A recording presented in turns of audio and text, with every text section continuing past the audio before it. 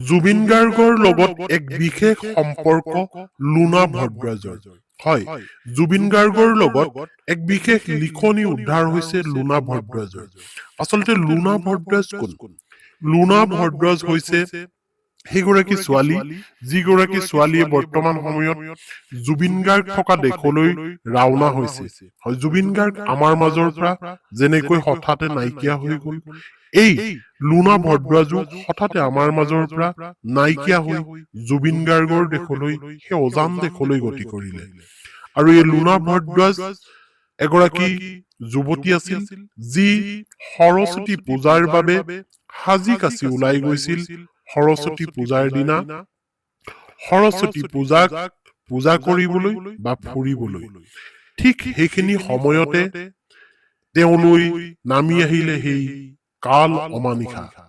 আৰু জুবিন গাৰ্গক কি সম্পৰ্ক আছিল জুবিন গাৰ্গৰ সৈতে, সেই কথাটো মই আপোনালোকক খুলি কোৱাৰ আগত আপোনালোকে ইমানেই গম পাওক যে জুবিন গাৰ্গক মনে প্ৰাণে ভাল পাইছিল এই লুনা ভদ্ৰাজে। আৰু এতিয়া এটা লিখনি উদ্ধাৰ হৈছে, সেই লিখনিটো মই আপোনালোকলৈ আগবঢ়াম। কিন্তু লুনা ভদ্ৰাজ বৰ্তমান জুবিন গাৰ্গৰ দেশলৈ গতি কৰিলে। আৰু সৰস্বতী পূজাৰ দিনা এই লুনা ভদ্ৰাজে সাজি কাচি গুৱাহাটী হেন ঠাইত পূজা চাবৰ কাৰণে তেওঁ ওলাই গৈছিল। আৰু মৃত্যু দূত হিচাপে আহিল এখন 108, যিখন 108এ মানুহক জীৱন দিয়ে। হয়, যাক জীৱনদায়িনী বুলি কোৱা হয়, নতুন জীৱন দিয়ে। সেই 108এ মৃত্যু দূত হৈ আহিল এই লুনা ভদ্ৰাজৰ বাবে। আৰু লুনা ভদ্ৰাজক এটা খুন্দাতে চিটিকি পৰিল আৰু তেওঁ ইহ সংসাৰৰ পৰা বিদায় মাগিলে এই লুনা ভদ্ৰাজে।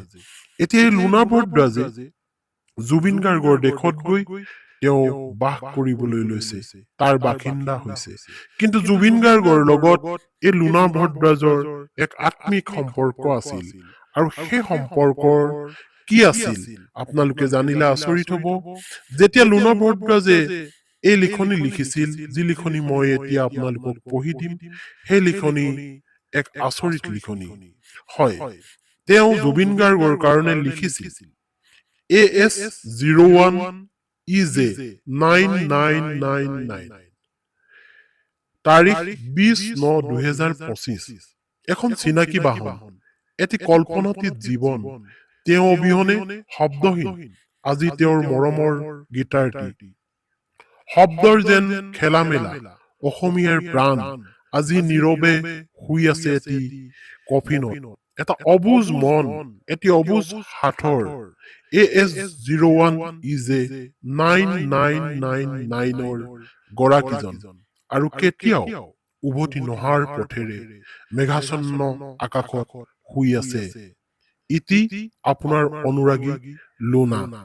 অৰ্থাৎ লুনাই মৰমৰ শিল্পীজনলৈ এনেকৈ সেই মৃত্যুৰ পিছত, সেই মৃত্যুৰ দিনটোৰ পিছত এনেকৈ আচলতে জুবিন গাৰ্গলৈ এই শ্ৰদ্ধাঞ্জলি যাচিছিল এটা কবিতাৰে।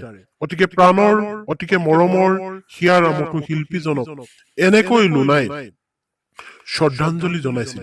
কাৰণ জুবিন গাৰ্গ অসমৰ হিয়াৰ আমঠু, অসমীয়াৰ হিয়াৰ আমঠু, প্ৰতিজন অনুৰাগী, প্ৰতিজন অসমবাসীৰ হিয়াৰ আমঠু। গতিকেহে লুনাই এনেকৈ মৰমৰ শিল্পীজনক তেওঁৰ এটি কবিতাৰে শ্ৰদ্ধাঞ্জলি যাচিছিল। ধন্যবাদ।